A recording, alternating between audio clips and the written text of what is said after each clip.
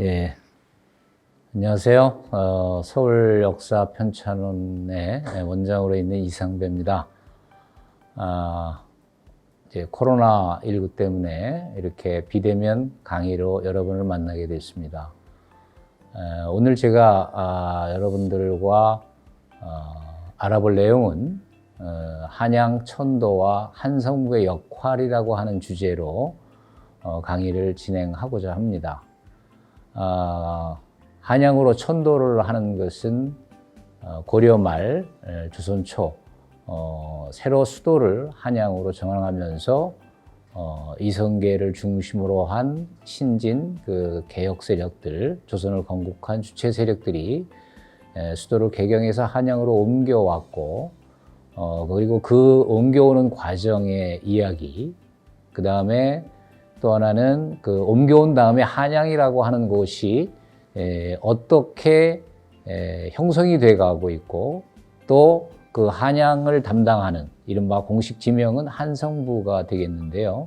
그 한성부의 책임 역할을 맡고 있는 한성 판윤이라고 하는 그 직책은 어떠한 직책이었고, 또 그 한성 판윤을 지낸 사람들은 어떠한 사람들이 주로 그 판윤을 지냈는지, 그거에 대해서 한번 좀 전반적으로 검토를 해보고요.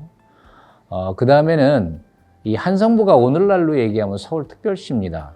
그래서 조선시대에 한성부가 했던 일이 무엇이었는지, 그리고 그러한 한성부의 역할과 업무가 오늘날 서울특별시의 업무나 어떤 그 행정 역할, 이것과 어떻게 좀 다른지, 그런 것들을 한번 여러분들이 같이 생각해보는 그런 시간이 되지 않을까, 이렇게 생각을 합니다. 그래서 이게 그 한성백제박물관의 어떤 그 유물 전시와 연계돼서 진행하는 강의이고, 또 지금 현재 그 유물을 복원한 지역이 주로 이제 상업과 관련된 그런 유적이기 때문에 제 강의 속에서 조선시대 그런 유기전이나 이런 내용들도 또 일부 나오고 있습니다. 그래서 전반적으로 조선시대의 서울을 이해하는 데 있어서 오늘의 서울시를 이해할 수 있듯이 조선시대 한성부를 강의 주제로 삼아서 여러분들과 같이 시간을 보내보고자 합니다.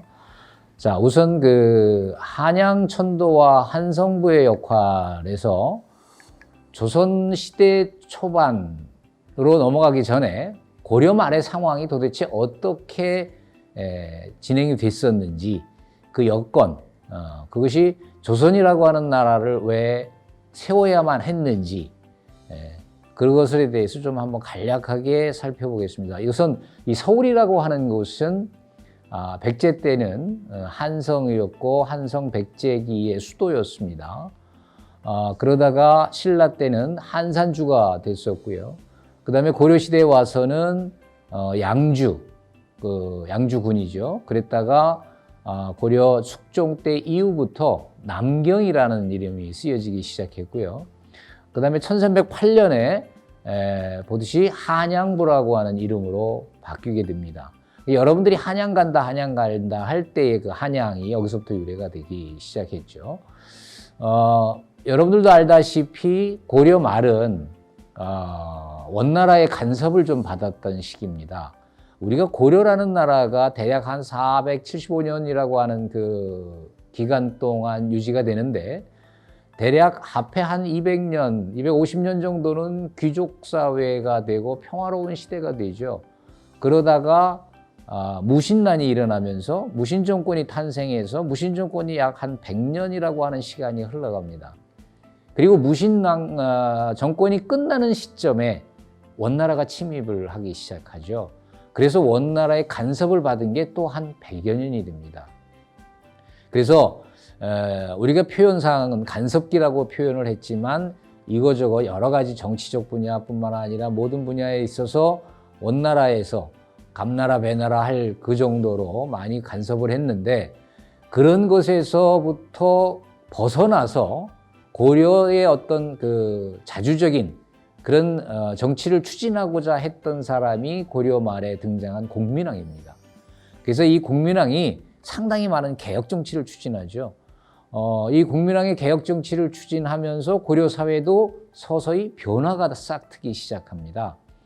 그래서 이 당시가 되면 공민왕의 어떤 개혁 의지에 따라서 새로운 사대부들이 등장하기 시작하고, 이런 사대부들은 조금 기존에 있었던, 그러니까 원나라 세력을 등에 업고 있었던 세력과는 좀 다른 차원에서 서로가 좀 대립을 하게 되는 그런 그 지형을 갖게 됩니다. 그래서 그 당시 조건을 보면 대외적으로는 굉장히 혼란스러웠어요. 뭐 국내적으로는 그 원의 세력을 가지고 신진 세력과 권문 세력이 서로 대립하는 그런 구도를 가진가 하면은, 대외적으로는 친원 세력과 친명 세력이 서로 대립하게 되고, 이러한 것들이 이제 점차 가면 갈수록 그 강도가 점점 강해지기 시작합니다. 그래서 우리가 일반적으로 이야기할 때 그걸 권문 세족이다, 그리고 신진 사대부 세력이다, 이렇게 얘기를 하는데, 고려 말엔 특히 이민족의 침입이 굉장히 잦았습니다. 그래서 그 홍건적이라고 하는 세력들이 새로 등장했고요. 그 다음에 북방에서 내려오는 여진족이라고 하는 또 그 이민족이 주로 우리를 침략했고, 또 남쪽에서는 또 왜구가 창궐을 하기 시작합니다. 그래서 이 왜구의 침입은 고려 말 조선 아주 초기까지 진행이 되는데, 그 한반도의 거의 상당 부분 지역을 왜구가 노략질도 하고 하는 상태가 계속 유지가 됩니다. 물론 이 왜구는 여러분들이 오해를 하실 수가 있는데, 이 왜구가 여기서는 일본이 아닙니다. 주로 대마도에 근거를 두고 있는 세력들이에요. 그래서 이 세력들이 계속 지속적으로 한반도를 공격해오고 했기 때문에, 그러지 않아도 그 원나라 세력과의 어떤 갈등, 그 다음에 새로운 세력으로 인한 고려 말의 정치적 상황의 혼란, 이런 것에 덧붙여서 대외적으로도 이렇게 외세의 침략으로 인해서 상당히 고려 사회는 혼란기에 접어들었던 그런 시점입니다. 그래서 이런 왜구의 침입이나 여진족의 침입, 이민족의 침입, 즉 전쟁이 많이 일어날수록 그런 시대에는 영웅이 나타납니다. 그것은 주로 무인 세력이죠. 그래서 고려 말에 뭐 그 최영을 비롯해서 이성계라든지 이방실이라든지 다양한 사람들의 무인 세력들이 등장합니다. 그 정점에는 최영이라는 인물과 이성계라는 인물을 두 사람으로 대표가 됩니다. 그래서 이러한 무인 세력들이 등장을 해서 또 하나의 세력권을 형성을 하게 되죠. 우리가 일반적으로 알고 있는 권문세족과 신진 사대부 세력들은 여러 가지 면에서 사실은 이렇게 좀 대립되는 양상을 가져왔어요. 예를 들면 외교적으로 봤을 때 권문세족은 원나라 세력에 좀 더 가깝습니다. 그래서 친원적 정책을 펴기를 좋아하는 그런 세력이었고, 그 다음에 신진 사대부 세력들은 명나라, 새로 신흥하는, 그 당시만 해도 벌써 원나라는 북쪽으로 이제 쫓겨가는 상태였고, 명나라가 신흥으로 중국을 지배해 나가는 그런 과정이었거든요. 그래서 이런 신진 세력들은 명나라 세력을 우리가 가까이 해야 된다, 원나라가 아니라, 이렇게 대립되는 그런 정책을 폈고요. 또 하나는 권문세족은 사상적으로, 철학적으로 불교 쪽에 가까웠습니다. 우리가 이제 고대 사회부터 유교가 전래가 된 건 맞습니다. 그래서 그 유교 문화가 주로 행정이나 정치적인 것에 많이 반영이 되어 왔던 것도 사실입니다. 그러나 그 당시 고려 시대의 시대 정신이라고 한다면 그것은 불교에 가깝습니다. 그래서 이렇게 권문세족들은 굉장히 사상적으로 친불적인, 그러니까 불교와 굉장히 친밀한 그런 의식, 철학을 가지고 있었고요.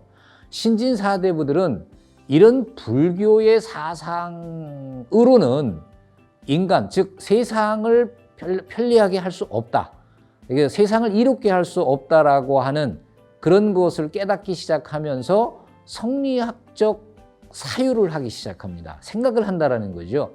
그래서 성리학에 근거를 해서 이 성리학을 바탕으로 나라를 다스려야 된다라고 생각을 합니다. 그래서 본격적으로 불교를 배척하기 시작하죠. 결국엔 이러한 것은 사상적으로 권문세족과 신진사대부 세력들이 굉장히 다른 양상을 보일 수밖에 없는 거죠. 그 다음에 또 하나는 경제적으로도 굉장히 차이가 있습니다.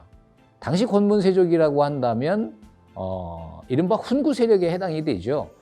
기존의 원나라 세력을 등에 업고 정치적인 굉장히 상부 계층에 올라있던 그런 사람들이었고, 그러다 보니까 전국의 토지를 많이 소유하게 됐어요. 그래서 대토지를 소유한, 그러니까 부와 권력이 같이 따라가는 그런 세력이었고, 상대적으로 신진 사대부들은 대부분의 권문세족이 토지 대부분을 차지하고 있기 때문에 이 신진 사대부들이 벼슬을 한다고 해도 실질적으로는 토지가 별로 없는 상태. 그래서 중소지주층 출신들이 굉장히 많았습니다. 그러다 보니까 경제적으로 보면 굉장히 차이가 많이 났죠. 당시 관리가 될 경우에는 이 관리에게 토지를 줘야 되는데 이 토지를 줄 여지가 없었어요. 우리가 요즘 많은 사람들이 모였을 때 입추의 여지가 없다라고 얘기를 합니다. 그 입추라고 하는 게 뭐냐면 세울립자의 도끼추자에 송곳추자거든요. 그러니까 송곳을 꽂을 만한 공간이 없다라는 얘기입니다. 그만큼 빽빽하다라는 얘기죠. 그래서 그 당시 권문세족들은 입추의 여지가 없을 정도로 대토지를 소유하고 있는 겁니다. 그래서 이 대토지는 요즘같이 무슨 토지대장에 의거해서 이게 경계선이 나뉘는 게 아니라 하천이나 산이나 강을 기준으로 해요. 그래서 예를 들면 중랑천 동쪽은 다 A 땅, 중랑천 서쪽은 B 땅, 뭐 이런 식으로 해서 큰 하천과 그 다음에 산천을 갖다 경계로 해서 막 토지 소유권을 갖고 있기 때문에 새로운 관리가 오면 그에게 녹봉줄 토지가 없는 거죠. 그러니까 세금을 받아먹을 수 있게끔 그런 심지어 녹봉줄 게 없기 때문에 이들 권문세족과 신진사대부 세력들은 큰 고려 말에 정치층을 형성하긴 하지만 정치적으로나 대외적으로나 철학적으로나 또 경제적으로나 서로 대립될 수밖에 없는 그런 관계에 존재해 있었다. 그런데 이 신진사대부들이 이러한 좀 많이 열악한 상황에서 그들이 세력을 좀 더 강화시키려면 무엇이 필요했을까? 고려 말에 그건 바로 군권이었습니다. 그러니까 그들의 세력을 뒷받침해 줄 만한 든든한 배후 세력이 있어야 되는데 그 배후 세력은 당시 사병을 많이 거느린 군권, 즉 무인 세력이죠.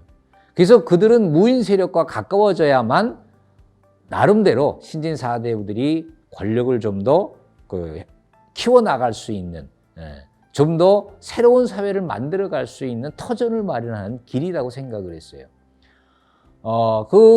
중심에는 정도전 같은 인물이 있었던 것이고, 그래서 정도전이라는 인물이 누구를 찾아가느냐 하면 이성계를 찾아갑니다. 당시 최영이라는 분은 굉장한 거두였죠. 무인 세력에. 누구도 근접할 수 없을 정도의 거두였음에도 불구하고 이 최영은 결국엔 완전히 권문세족이다 이렇게 표현하기는 어렵지만 우왕이나 이런 왕족들과 굉장히 친밀한 관계에 위치해 있었고, 그거에 비해서 이성계라는 인물은 신흥 세력이었거든요. 그래서 정도전이라는 인물이 이성계를 찾아가는 겁니다. 이성계라는 인물은 처음부터 막 이렇게 거대한 무인 세력으로 성장한 사람은 아닙니다. 원래 이성계 조상은 전주이시잖아요. 그래서 전주에 근거를 두고 있는 세력이었어요. 전주에 근거를 두고 있는 세력이었는데 고려 말에 어떠한 이유에서있는지 거기서 옮겨갑니다. 어디로 가면 삼척으로 옮겨가요. 그래서 밤에 갑자기 이제 삼척으로 도망을 갔고 거기서 삼척에서 다시 함경도 쪽으로 도망을 가죠. 그래서 함경도 쪽으로 도망을 가는데 그때 따라간 세력들이 약 한 100호 정도 된다고 하니까 100호 정도가 좀 더 넘었을 거로 보는데 우리가 한 호당 4인 가족이라고 한다면 굉장히 많은 인원이죠. 그래서 그런 인원들이 이 이성계 세력을 따라갑니다. 그래서 이성계 아버지가 이자춘인데 이 이자춘이가 그 함경도 쪽으로 가가지고 거기에서 근거를 잡아요. 그들이 근거를 잡았는데 이제 고려와 고려 왕실과 긴밀해지는 단계는 뭐냐면 당시 거기 쌍성총관부라고 하는 그 기관이 있었고 이 쌍성총관부를 통해서 원나라가 고려를 지배하려고 하는 그러니까 간섭을 하는 그런 그 기구였는데 이 쌍성총관부를 고려에서 공격을 하게 됩니다. 그래서 고려에서 공격을 하는데 그때 이자춘이가 이성계 아버지죠. 이성계 아버지가 거기서 내응을 합니다. 그러니까 원나라를 거부하고 고려를 선택하는 거죠. 그래서 내응을 하면서 고려 왕실과 가깝게 됩니다. 고려 왕실과 가깝게 돼가지고 그쪽 지역에 병마사 지위를 받게 되죠. 그때만 해도 아버지가 병마사면 그 아버지가 죽으면 아들이 그 병마사 직위를 이어받아요. 그래서 이성계라는 인물은 함경도에서 태어난 사람이에요. 그러니까 이자춘이가 그쪽으로 도망갔을 때 거기서 태어난 인물이고 그래서 고향이 사실은 함경도죠. 나중에 죽어서도 함경도에 묻히기를 원했던 그런 인물인데 그 이성계가 거기서 이제 병마사를 기반으로 해서 고려인들의 그 무인 세력, 군인들, 그 다음에 여진족과 굉장히 친밀했어요. 여진족 정벌도 했지만 그들을 끌어들여 가지고 자기 휘하에 여진족 군대도 있었습니다. 여진족으로 구성된. 그래서 그런 그 인물들이 굉장히 사병들이 탄탄한 그런 그 무인 세력으로 성장을 한 사람이 바로 이성계입니다.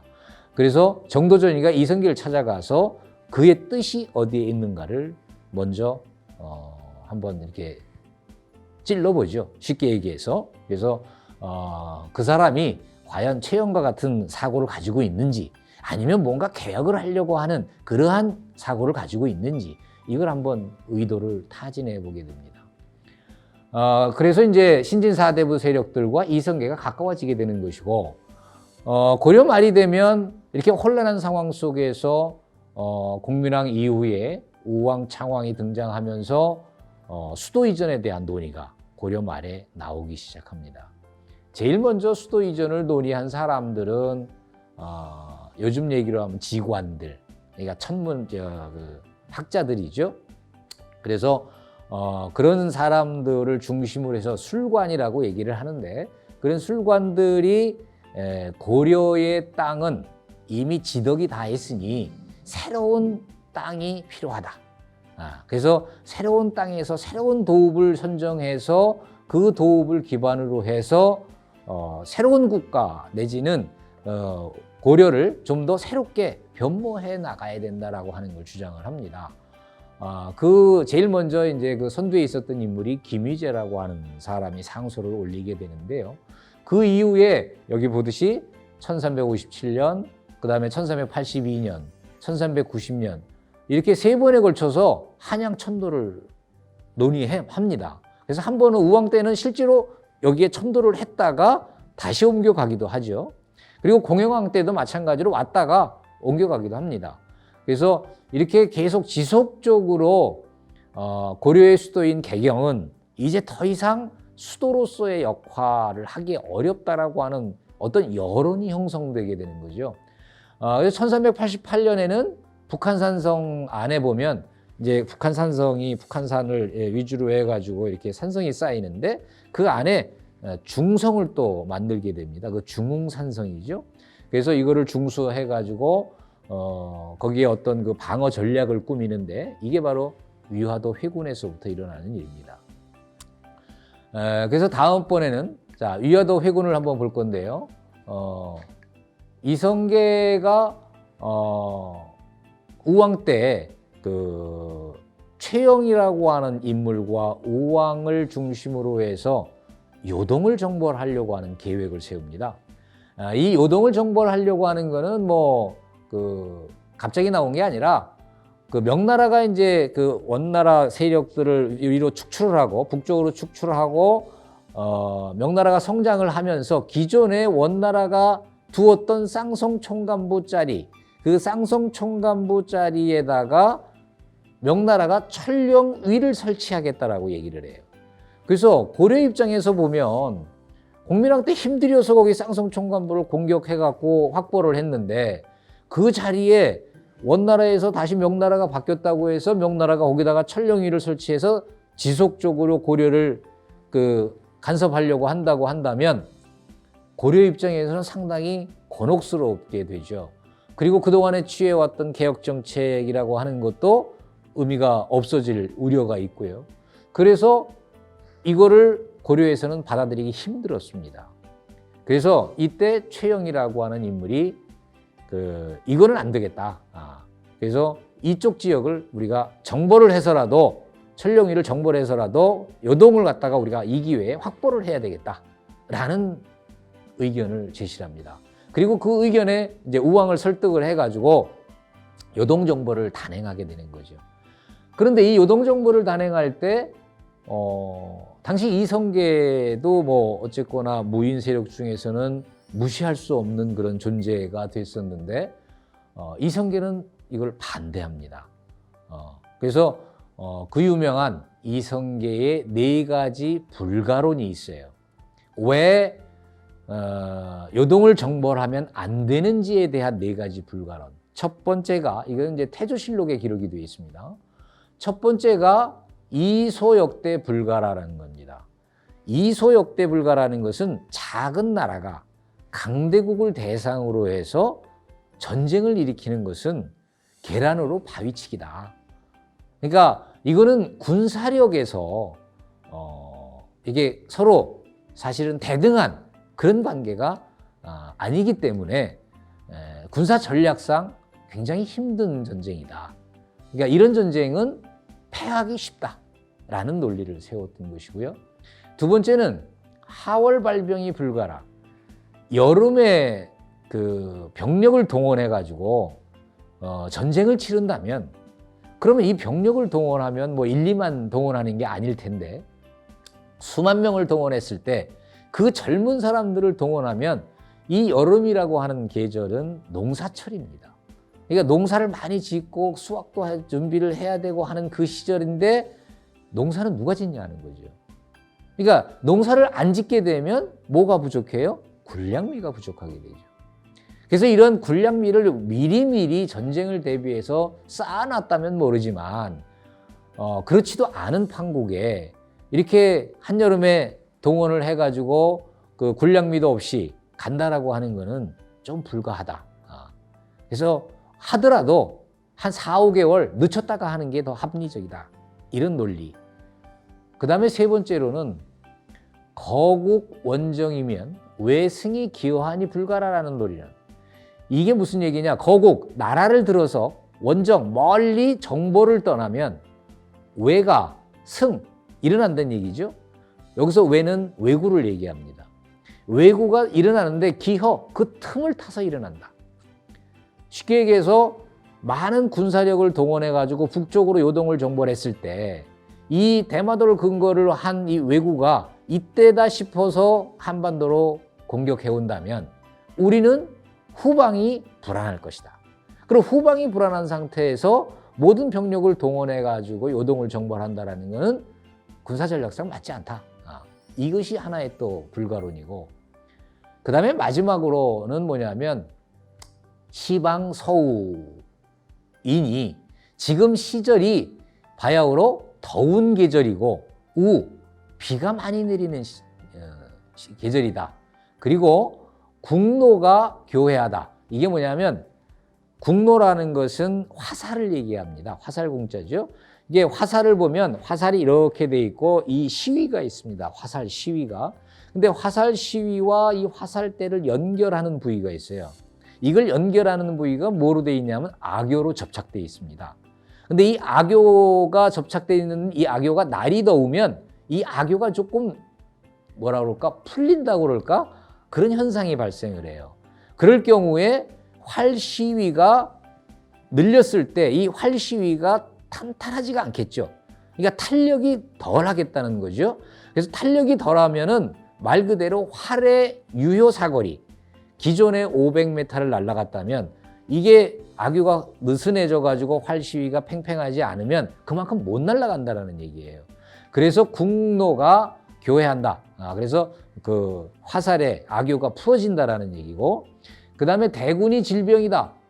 이렇게 여름철이면 그 군사가 질병이, 전염병이 많이 돌다. 그래서 이런 때에 그 전쟁을, 그것도 많은 인원을 일으켜 가지고 정벌을 할 수 있겠느냐라는 논리를 내세워서 이 네 가지 불가론이죠.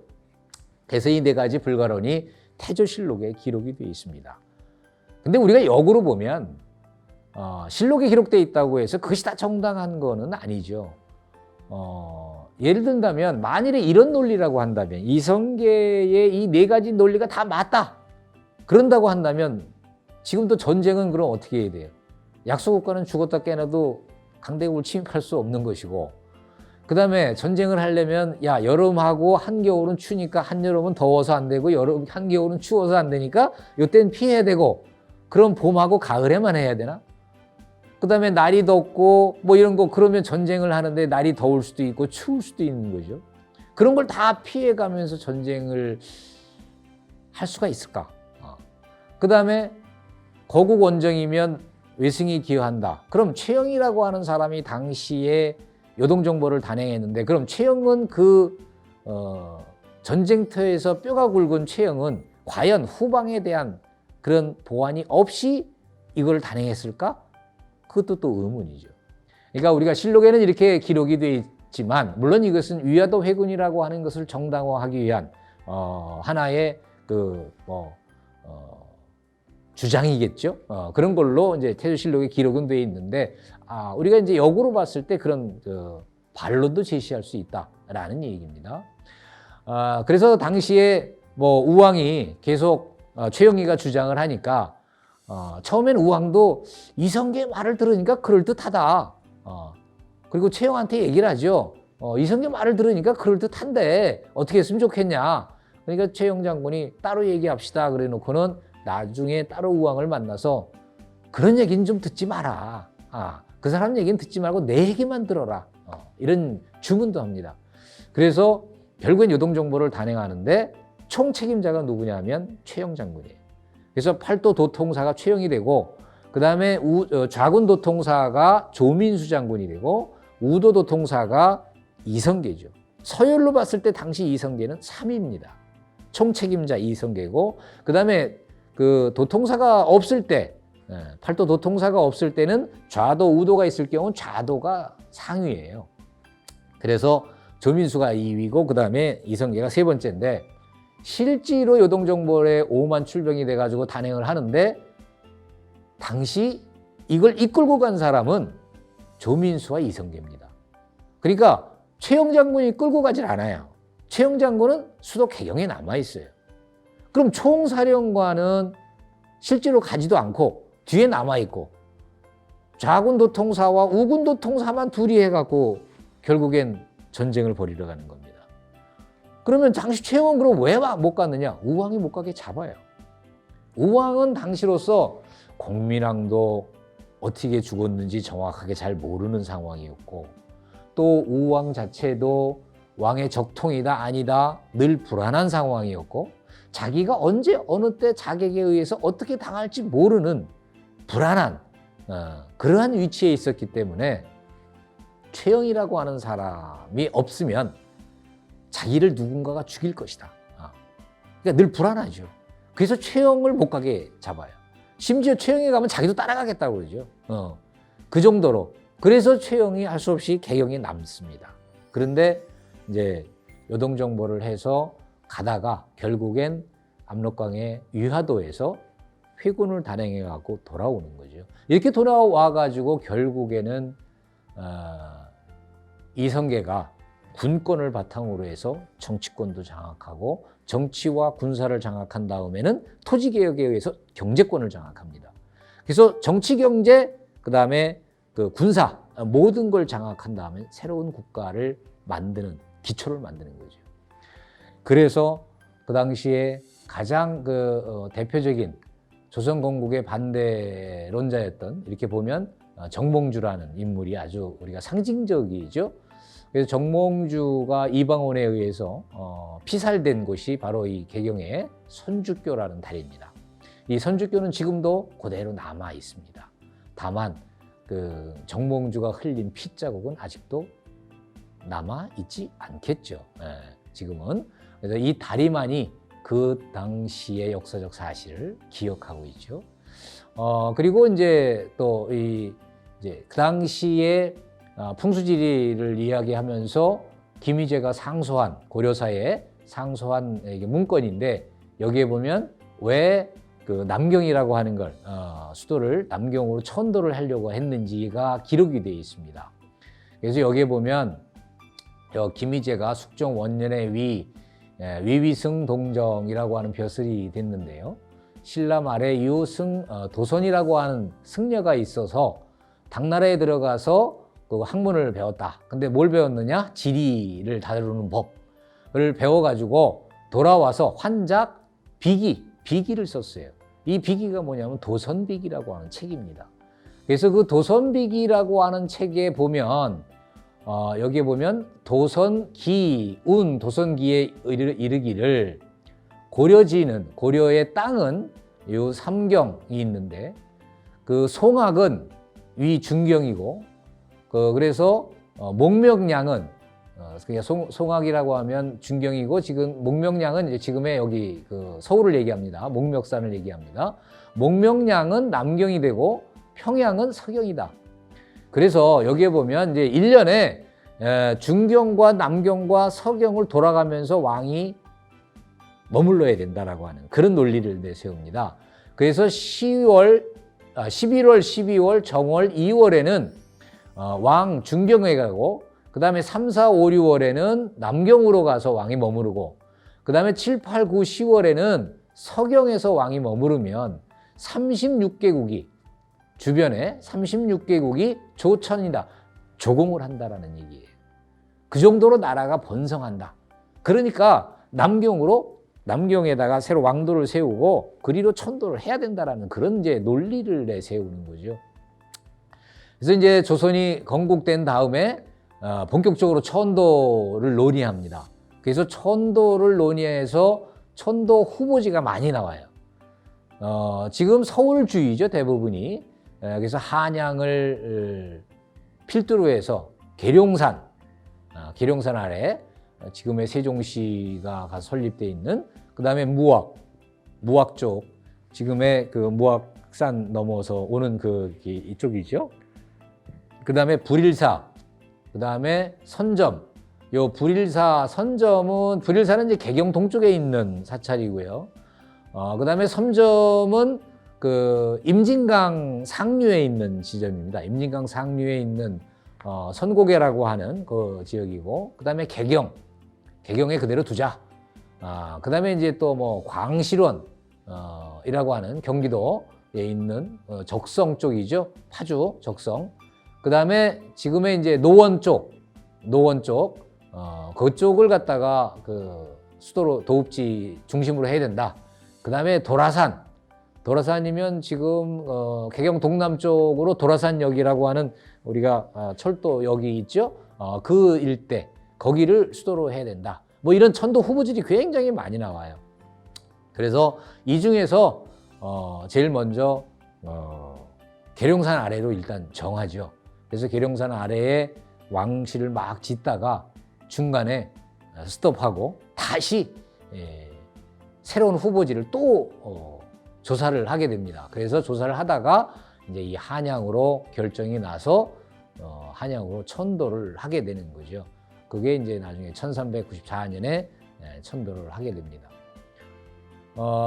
그래서 이제 조선이라고 하는 나라가 1392년 7월 17일 날 이제 고려에서 조선으로 선의를 하게 됩니다. 선의라고 하는 것은 피를 흘리지 않고 그대로 물려준다라고 하는 얘기죠. 그래서 우리가 조선 개창을 뭐 역성혁명이다 이런 그 무혈혁명이다 이런 그 말들 쓰기도 하는데 아무튼 1392년 7월 17일에 이성계가 등극을 합니다.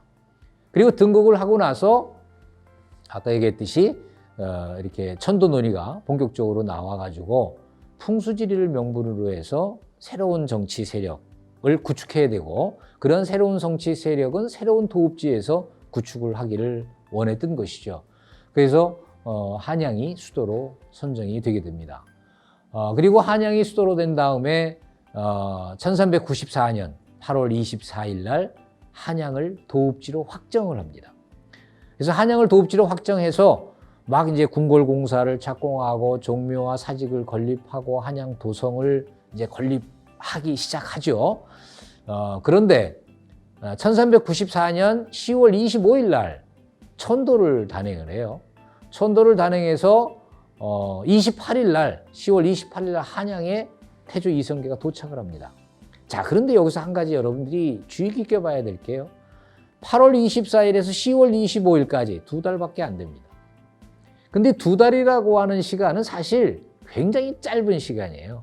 2달 안에 궁궐이 만들어질 수도 없고 한양 도성이 건립될 수도 없고 어떤 건물도 만들어질 수 없어요. 자, 24일 날 어전회의에서 도읍지로 확정하겠다라고 딱 확정을 합니다. 자, 그러면 도읍지가 확정됐으면 그 다음에 뭘 해야 되죠? 도읍지를 만들기 위한 설계를 해야 되잖아요. 그럼 설계도도 그려야 되고 그 다음에 그 도읍지를 하게 되는데 어떠한 인력을 어떻게 배치할 것이며 그 다음에 거기에 건물을 짓는데 필요한 나무는 어떻게 조달할 것이며 각종 돌은 어디에서 캐오고 그걸 운반은 어떻게 할 것이며 그 다음에 인력은 어떻게 동원할 것이고 그 다음에 그 한양의 설계는 궁궐은 어디에 두고 관청은 어디에 두고 뭐 그 경제적인 그 시설들은 어디에 둘 거며 뭐 이런 것들이 다 논의가 되고 기획이 돼야 돼요. 그러면 그 기획단을 만들어야 돼요. 그래서 그걸 전문적으로 담당할 부서를 만들어야 되고 그 부서에 인력이 충원이 돼야 되고 그 사람들이 중심이 돼서 계획을 해야 되겠죠. 이 계획만 하는데도 2달이면 부족합니다. 그런데 이성계가 왕은 벌써 10월 25일 날 천도를 해서 28일 날 한양에 도착을 해요. 그래서 한양에 와가지고 당시 고려 남경이 있었던 그 조그마한 궁궐이 있었는데 거기에 기거를 합니다. 거기에 기거를 하면서 이 사람은 맨날 궁궐이 어떻게 돼가고 있는지 나와봐요. 그러면 그 당시에 궁궐을 착공하고 궁궐을 조성하려고 했던 사람들은 왕이 아침마다 나오니 현장을 나와서 보니 얼마나 안달을 했겠습니까? 아마 잠을 한잠도 못 잤을 거예요. 그 부담감. 그건 당연히 어떤 결과로 이어지겠어요? 궁궐 공사가 빨라지겠죠. 그러니까 그거를 노렸을 수도 있고 또 하나는 이성계 스스로도 그 개경이라고 하는 직을 빨리 떠나고 싶었을 수도 있어요. 그래서 그런 어떤 여러 가지 요소가 작용이 돼서 이렇게 궁궐을 이성계가 빨리 한양으로 왔다라고 하는 그 의도는 이 행동 하나로 봐도 얼마나 빨리 개경을 떠나고 싶어 했는가라는 걸 우리가 인지할 수 있다. 그래서 단지 당시에 이 한양을 수도로 입지로 한 것은 한양이 몇 가지 이로운 점이 있기 때문입니다. 첫째는 한반도의 중심이라고 하는 점. 요즘같이 뭐 인터넷이 활발하게 발달하고 이렇게 대면으로 안 하고 비대면 강의가 이루어지고 전국 누구나 이 비대면을 통해서 강의를 들을 수 있는 세상이에요. 전 세계 사람들도 마찬가지죠. 이러한 시대라면 뭐 지역이 어디냐가 중요하지 않겠죠. 그러나 그 당시는 조선시대라고 하는 시점은 그렇게 교통이 발달하지 않았던 시대예요. 그래서 한반도의 전 지역을 골고루 통치하기 위해서는 위치가 굉장히 중요하다는 겁니다. 그래서 한반도 전역을 그래도 관할하는 데는 한반도에서 가장 중앙인 이 서울 지역, 한양이 제일 적지다라고 하는 점이 하나 있고요. 그 다음에 두 번째는 나라를 다스리려면 세금이 걷어져야 됩니다. 세금이 들어와야 되는데 이 세금은 요즘은 다 온라인으로 들어보내죠. 다 원천징수하고 우리가 다 뭐 은행을 통해서 다 납부를 하잖아요. 그래서 그 돈을 가지고 뭐 구제자금도 풀고 다 이게 나라를 운영하는 데 필요한 데 쓰는 거잖아요. 그럼 그 당시도 나라를 운영하려면 국가 재정이 있어야 돼요. 관리들 녹봉도 줘야 돼요. 그럼 이 녹봉을 주고 하려면 요즘같이 온라인이 되는 상태가 아니었고 현물입니다. 그럼 쌀을 갖다가 옮겨야 되고 그 다음에 무슨 그 광목이니 그 다음에 비단이니 뭐 이런 화폐를 대신할 만한 것들을 서울로 다 이동시켜야 돼요. 그럼 이 이동시키는 데는 뭐가 필요하죠? 교통수단이 필요합니다. 그럼 기차도 없어요. 자동차도 없어요. 그럼 뭐가 있어요? 말밖에 없어요. 말과 우마차. 그리고 유일한 거는 배가 있어요. 그런데 말과 우마차는 싣는데 한계가 있어요. 그건 또 하나 전제 조건이 뭐예요? 도로가 잘 뚫려야 돼요. 근데 우리나라 도로는 어때요? 산을 넘어야 돼요.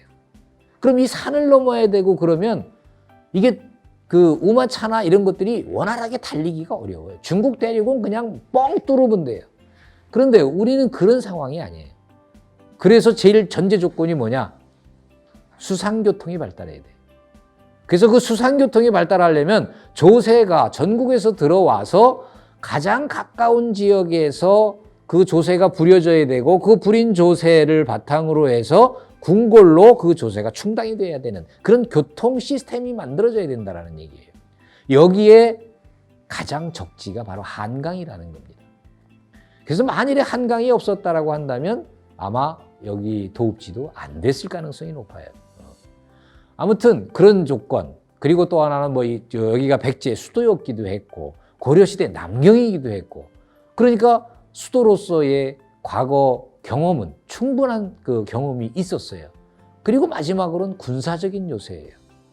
그래서 군사적으로 여기는 북한산이라는 것이 있었고 그 다음에 그 지금 현재 한양도성이라고 하는 4개의 산을 둘러싸고 성을 건립할 수 있는 그런 조건도 있었고 그래서 이곳이 한양이 도읍지로 선정되게 되는 겁니다.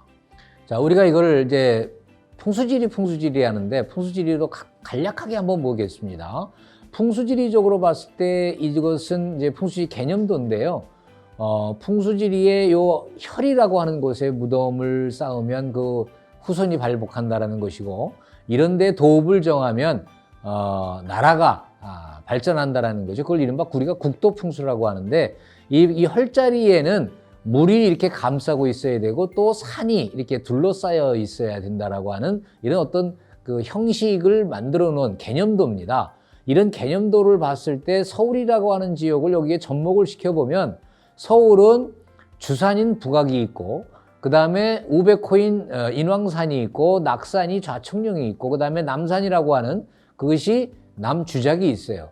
그래서 이렇게 둘러싸여 있는 그런 형국이고 그 다음에 안에 그 궁궐 안에 청계천이 흐르면서 이른바 내수를 갖게 되고 또 한강이 밑에 남쪽에 한강이 흘러가면서 외수 역할을 담당하는 거죠. 그래서 이러한 개념도로 봤을 때 여기 서울이라고 하는 곳이 굉장히 풍수적으로 아주 그 명당자리다 라고 해서 이쪽으로 이제 옮기자 뭐 그런 얘기가 있습니다만 여러분들이 분명한 것은 조선시대의 풍수지리를 이유로 해가지고 천도라고 하는 거를 논의가 있었지만 사실 풍수지리 때문에 천도를 했다라고 보기는 어려워요. 그렇게 단정하기는 너무 나라의 일국의 수도를 정하는데 그 풍수지리 때문에 했다라고 한다면 누가 봐도 웃기는 얘기죠, 사실. 근데 풍수지리가 하나의 어떤 자그마한 계기가 되는 그거는 충분히 있을 수 있습니다. 그러니까 어떤 논리를 여론을 형성할 때 야 풍수지리라고 하는 거를 이제 한번 끌어들여서 그 논리를 만들 수는 있습니다만 천도를 하는 데는 역시나 당시 위정자들의 의지였죠. 개혁 세력들 그러니까 이른바 조선을 건국하려고 하는 중심 세력들의 의지가 작용이 됐고 그로 인해서 수도가 옮겨졌다라고 봐야 됩니다. 지금 보면은 여기 계룡산 신도안에 보면 여기 궁궐터에 초석들이 남아 있어요. 여기가 군부대 지역이었기 때문에 개발이 안 돼서 이런 초석들이 지금까지 남아 있는 겁니다. 여기에 궁궐을 쌓다가 궁궐을 건설하다가 중간에 그만둬요. 그래서 그만두는 이유가 바로 뭐냐면 여기 너무 한반도에서 너무 밑으로 내려가 있다. 그런 논리가 하나였고, 그 다음에 여기 계룡산을 감싸고 있는 금강이 그 조세를 전국에서 들어오기에는 너무 좁다. 그러니까 금광의 폭이나 그런 것들이 조세가 원활하게 드나들기에는 굉장히 좀 수량도 그렇고 좁다. 그래서 하륜이라고 하는 인물이 이걸 반대를 해가지고 중간에 그 공사를 하다가 중지가 돼버려요. 중지가 됐는데 그때 했던 이 초석들이 지금까지 남아 있는 겁니다. 그리고 요거는 조선을 건국했던 이성계라는 인물의 화상이죠. 어정인데 이 그림은 나중에 이제 모사를 한 겁니다. 그러니까 당대의 초기에 그린 그림이 아니라 당대 그린 그림을 이게 자꾸 변하고 하니까 계속 모사를 또 해요. 그래서 모사한 그림 중에 하나인데 많은 어진이 불탔죠. 우리가 전쟁을 하는 통에. 그래서 요거는 이제 모사도가 하나 남아 있고요. 여기는 이성계의 무덤입니다. 건원릉이라고 하는 동근릉 쪽에 있죠. 근데 건원릉에 이렇게 억새가 여기 막 있어요. 그 이성계가 죽을 때 자기는 함흥에 묻히기를 원하죠. 함흥에 묻히기를 원하는데 아들 이방원의 입장에서는 아버지를 함흥에다가 갖다가 묘를 쓰면 본인이 힘든 거예요. 왜냐하면 정기적으로 아버지 무덤에 가야 되는데 함흥까지 자기가 가려면 수도를 비워야 돼요. 궁궐을 비워야 돼요. 궁궐을 비운다라는 건 왕이 이건 뭐 하루 정도면 어떻게 모를까? 하루 이틀이라면 더군다나 개국 초기에 어떻게 될지 모르고 또 이방원 같은 경우에는 본인이 많은 이른바 정변을 일으켜서 왕에 오른 인물이란 말이에요. 그런 인물이 왕실을 비우고 함흥까지 갈 수 있을까요? 이건 불안하죠. 그러니까 왕이 유언으로 나는 그쪽에 묻히고 싶다라고 했는데 실제로는 거기에 모실 수가 없는 여건이에요. 그래서 함흥에 또 모셔놓고 자기가 안 가면 또 불효를 하게 되는 거잖아요. 그러니까 왕이 또 불효를 하면 안 되고 여러 가지 고민을 합니다. 그래서 묘안을 짜내죠. 묘안을 짜내서 묘는 서울 근교, 한양 근교에다가 하되 아버지의 원을 들어서 함흥의 흙을 갖다가 함흥에서 흙과 이 억새를 갖다가 여기다가 옮겨 놓습니다. 그러니까 어떻게 보면 아주 묘안을 내서 이성계 아버지의 그 어떤 일부를 충족시켜 주기도 하고 또 자기의 정치적인 것도 달성하기도 하고 그러면서 여기는 그 억새가 항상 자라 있어요. 그래서 벌초를 안 합니다. 여기는 건원릉은. 자, 그다음에 여기 도성도를 보면 서울이 어떻게 밀집되어 있는지를 알 수 있을 거예요. 그래서 주로 이 한양 도성이 있고 여기에 보면 그 회색으로 되어 있는 거는 기와집입니다. 그리고 이렇게 약간 붉은색은 초가집들이죠. 그래서 초가집과 그다음에 기와집이 막 이렇게 혼재해 있고 요게 이제 그 한양 도성이고 이게 북악이 주산이고 이 뒤에 보면 북한산으로 연결이 되는 거죠. 그래서 이 맥이 이쪽으로 이어지면서 경복궁이 바로 주산 바로 밑에 앉아 있는 겁니다. 그리고 이렇게 앞에 한강이 있고 여기에 보면 이제 마포 일대에 이렇게 많은 사람들이 몰려 살고 그다음에 여기 용산 일대에 또 이렇게 사람들이 몰려 살고 그다음에 여기 성수동 두모포 일대 이렇게 모여 사는 그런 모습들을 우리가 확인할 수 있습니다. 그래서 한성부라고 하는 것은 북악을 주산으로 해서 그다음에 목멱산, 인왕산, 낙산 이걸 갖다가 내사산으로 하고 있고 그 또 내사산을 외부에서 둘러싸고 있는 게 북쪽으로는 북한산, 그다음에 동쪽으로는 아차산, 그다음에 남쪽으로는 관악산, 서쪽으로는 덕양산입니다. 덕양산은 잘 위치를 모르실 수도 있는데 지금의 그 행주산성이 있는 그 산이 덕양산입니다. 그래서 1395년 6월 6일 날 한양부를 한성부로 고치고 초대 한성 판유는 성성린이라는 사람을 임명하죠. 성성린이는 태조 이성계의 아주 중마고와도 같은 그런 인물입니다. 그래서 한성부는 그 한성부 그 도성 안과 그 도성 안에서부터 심리가 떨어진 지역, 성저 심리 지역을 다 관할 구역으로 하죠. 그래서 안으로는 이제 동촌, 남촌, 서촌, 북촌, 중촌 이렇게 5개의 그 영역으로 나뉘게 되고 공식 명칭은 중부를 중심으로 해서 동부, 남부, 서부, 북부 이렇게 나뉩니다. 이제 사산금표도라고 하는 게 있는데 이 지도로 보면 여기에 도성이 있고요. 도성 안에 여기 외곽의 동쪽에 보면 이렇게 실선으로 표현된 게 있습니다. 실선으로 표현된 게 있고 그 다음에 서쪽에도 보면 이렇게 실선으로 이렇게 해서 산 위로 이렇게 보현봉 있는 데로 해갖고 이렇게 표현된 게 있어요.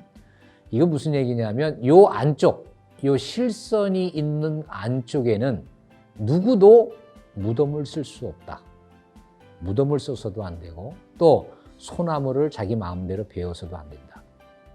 이게 이제 사산금표도입니다. 그리고 요 점선은 하천입니다. 하천. 그래서 여기 보면 이제 중랑천과 우이천, 도봉천 이런 것들이 있고요.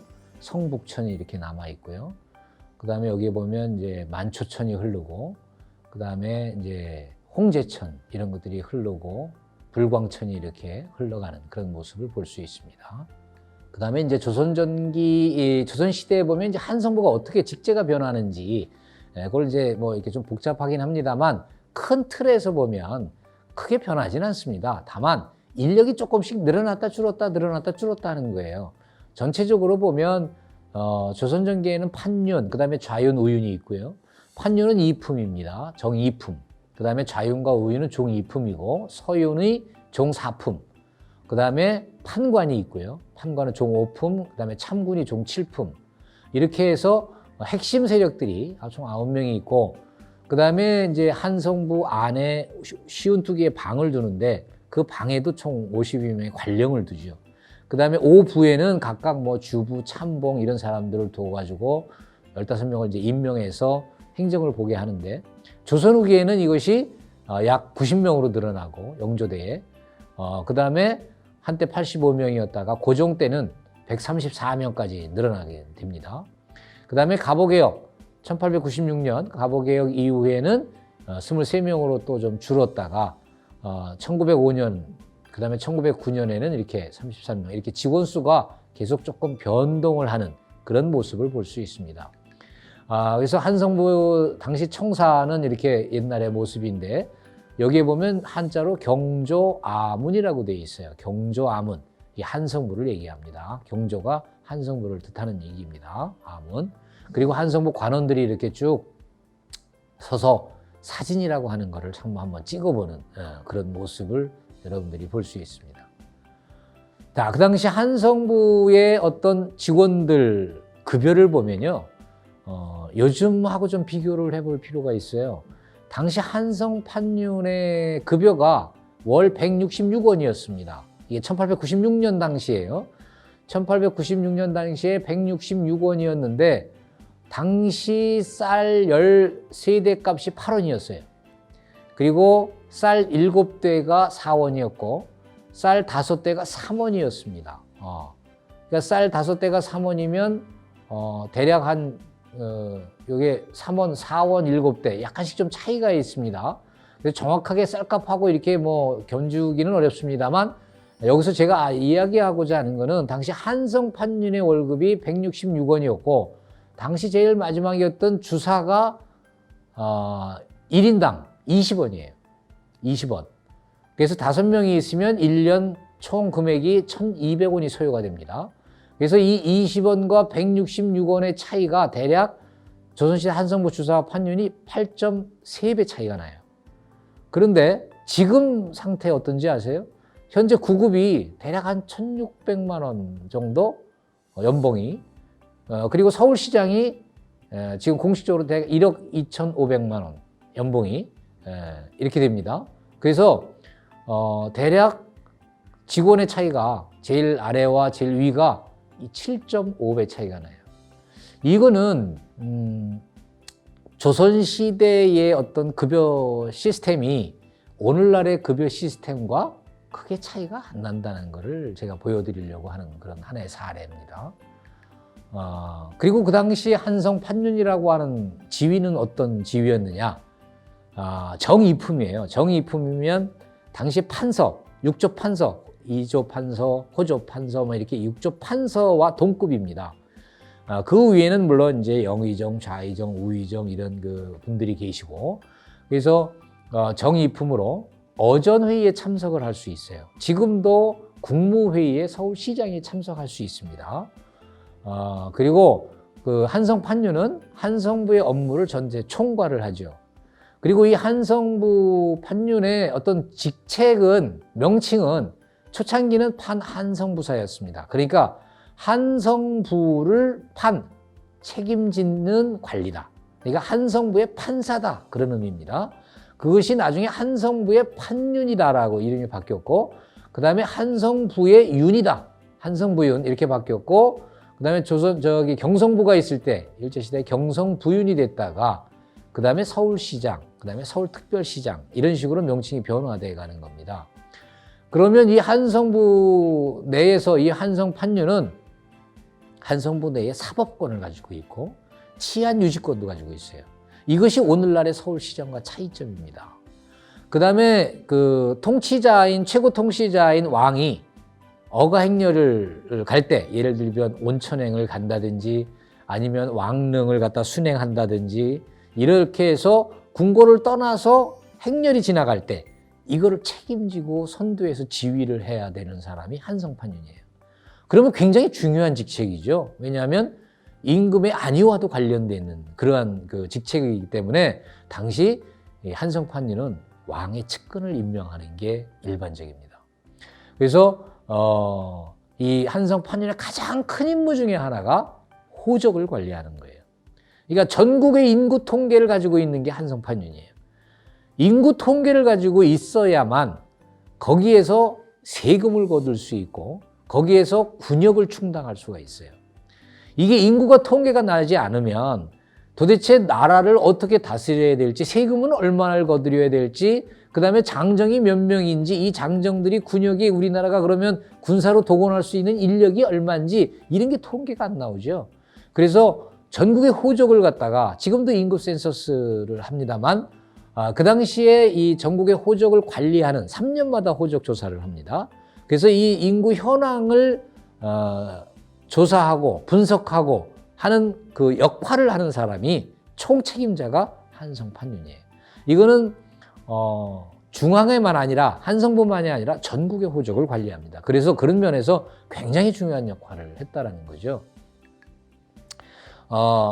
그래서 당시 한성판윤을 갖다가 우리가 현대에 와서 조금 이제 우리가 조사를 해서 분석을 해봤습니다. 저희 서울 역사 편찬원에서 이걸 분석을 해서 연구서를 하나 냈는데요. 조선시대 한성판윤 연구라는 책을 발간을 했습니다. 거기에 보면 조선시대 한성판윤이 1905년까지 이거를 쭉 계산을 했을 때 2010명이 나와요. 2010대가 나옵니다. 2010대가 나와서 최근에 박원순 시장이 그 경성부까지 다 포함하고 그다음에 그 이후에 서울시장을 지낸 사람까지 다 포함을 했을 때 2070대입니다. 지금 현재로는. 제가 왜 지금 현재라는 말을 쓰느냐 하면 사실 한성판윤이 정확하게 임기와 이것이 순서대로 딱 기록이 되어 있지 않아요. 그래서 중간중간 빠진 사람들이 있어요. 기록이. 그래서 지금 현재 조선왕조실록, 승정원 일기 뭐 이런 것들을 통틀어서 최대한 조사를 한 결과인데, 심지어 일반 가문, 일반 집에서 아마 지금 뭐 이걸 보시는 분들도 있겠지만 우리 집에 한성판윤 교지가 있는데, 근데 그 교지는 있는데 실록이나 여기에는 기록이 안 돼 있는 경우도 있거든요. 물론 교지가 있다고 해서 다 믿을 수 있는 거는 또 아닙니다. 그렇지만 아무튼 중간중간에 기록이 빠진 것도 있고, 또 기록이 저희가 조사를 하는 과정에 누락됐을 수도 있어요. 그래서 지금 현재까지라는 말은 그런 의미에서 단서를 다는 건데, 지금 현재 저희가 총 조사를 해본 결과는 2010대가 나왔다. 그래서 이 한성판윤이 그 어전회의를 하는데, 아예 어전회의는 대략 정해져 있습니다. 대략. 그래서 월 5일, 11일, 21일, 25일 이렇게 4회 참석을 하고, 조선 전기를 이렇게 우리가 좀 이렇게 통계를 내보니까 대략 평균 재임이 5개월 정도. 그래서 조선시대의 전기의 어떤 오랫동안 판륜을 지낸 사람은 오억령이라는 분이 있는데 13년 4개월간을 지내요. 물론 이제 해방 이후에 선출직 이쪽에는 박원순 시장이 제일 많이 했습니다만, 조선시대부터 이렇게 통틀어 보면 오억령이라는 분이 제일 오래 했고, 그 다음에 최고 여러 번, 최다 한성 판륜을 지낸 사람이 이완이라는 인물이 있는데, 효종 때부터 현종 때까지 18년 동안 대략 7번을 재임을 합니다. 그래서 조선 전기, 그러니까 임진왜란 이전까지죠. 임진왜란 이전까지를 우리가 통계를 한번 내봤는데 1회 한성 판륜을 지낸 사람이 69.3%, 그 다음에 2번 한성 판륜을 지낸 사람이 20.8%, 그 다음에 3회가 7.9% 이런 식으로 되고 있고요. 그 다음에 문과 출신이 87.8%로 가장 많습니다. 대부분 문인들이 많다라는 얘기죠. 그렇다고 문과가 없는 건 아니에요. 문과 출신이 5.7%. 그 다음에 문음이라고 해서 음석, 그러니까 현직이 아니라 그 아버지나 누가 이렇게 고위 관직을 지내면 과거 시험을 통하지 않고도 이렇게 관직에 나갈 수가 있어요. 그걸 우리가 음서제도라고 하는데, 이런 공신의 아들이라든지 이런 경우, 그러니까 문음으로 해서 그 올라간, 한성판륜까지 올라간 인물이 5.4%. 그런 정도를 보이고 있고요. 또 성관, 성씨별로 이렇게 통계를 내보니까 이씨가 가장 많아요. 이씨가 77명. 조선 전기만 우리가 한정해서 봤을 때. 그리고 이씨, 김씨, 정씨, 권씨, 유씨 뭐 이런 순으로 나가고요. 단일 성관, 그러니까 뭐 이씨면 전주이씨 이렇게 단일 성관으로 봤을 때는 청주 한씨와 안동권 씨가 14명으로 가장 많습니다. 단일 번으로 14명으로 가장 많고, 그다음에 창녕성 씨와 연안의 씨가 11명씩 그 한성 판륜을 배출했고, 광주시가 10명. 이게 이제 조선 전기만 해당되는 겁니다. 그리고 연령대별로는 40대가 21% 경험을 했고요. 50대가 29%. 그래서 50대가 가장 많습니다. 그리고 60대가 27% 정도의 어떤 분포도를 보이고 있습니다. 그래서 보통 우리가 한성 판륜 정도 지내려면 40대는 넘어야 되는구나 라는 걸 우리가 이해할 수 있고, 그 다음에 전직과 이직, 그러니까 언제 어떻게 어떤 직책을 잇다가 한성 판륜이 됐느냐라고 하는 걸 봤을 때 가장 많은 그 이동이 수평 이동. 그러니까 예를 들면 한성 판륜으로 갈 때는 종이품에서 정이품, 그러니까 승진이죠. 종이품에서 정이품으로 가는 경우가 가장 많았어요. 171명. 그 다음에 수평 이동, 같은 정이품에서 이동하는 게 144명. 그 정도 분포를 보이고 있고요. 그 다음에 한성 판륜을 지냈다가 다른 직책으로 갈 때는 이렇게 수평 이동이 더 많았습니다. 같은 정이품으로. 그러니까 한성 판륜을 있다가 판서로 간다든지 이렇게 같은 수평 이동이 227명으로 가장 많았고, 어떤 경우는 뭐 많지는 않지만 종이품으로 떨어지는 경우도 있고, 또 종일품으로 갑자기 뛰는 경우도 이렇게 있었던 걸 보입니다. 그래서 적어도 한성 판륜이라고 하는 그 직책이 굉장히 중요한 직책이었고, 더 높은 벼슬로 가는데 어떤 거쳐야 할 그런 과정에 있었다라는 걸 우리가 알 수 있겠고요. 그다음에 이제 이런 조선전기 한성부 업무를 이제 큰 틀에서 본다면 인구 정책. 그래서 가장 중요한 게 전국의 그 호구를 관리하고 있다라는 것. 그다음에 경제 정책, 시장, 점포, 주택, 토지, 산림, 뭐 조세, 공공재산 이런 모든 것들이 다 또 경제 정책의 그 업무를 가지고 있고요. 그다음에 서울 도성의 순찰, 죄인 체포, 화재 예방. 그다음에 사법 정책으로는 뭐 죄인을 체포해서 신문하고 재판하고 시체를 검안하는 것까지. 그러니까 이런 거 보면 요즘 서울시장보다 훨씬 더 폭이 넓은 그런 그 권한과 권력을 가지고 있었다고 봐야죠. 그다음에 정무적으로는 국가 정책인 종묘나 사직 대제, 또 국왕 행차, 그다음에 외국에 사신이 왔을 때 접대하는 외빈 접대, 뭐 이런 것까지. 그러니까 외교 정책까지도 한성 판륜이 담당한 예가, 그러니까 지금의 외무부 역할도 했다라는 얘기죠. 그리고 또 복지 정책도 굉장히 많았어요. 혼례를 후원한다든지.